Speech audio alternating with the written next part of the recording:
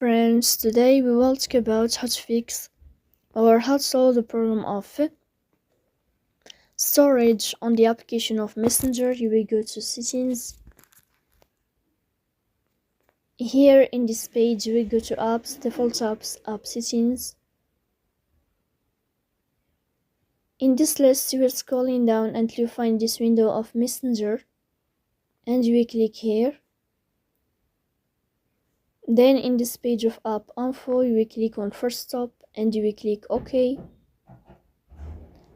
Here you will go to the window of storage. Then we click on clear cache. But pay attention, don't click clear data because that can delete your account. In the end you can turn off your phone and you can restart your phone again to fix that problem. So please don't forget to support us by like and subscribe.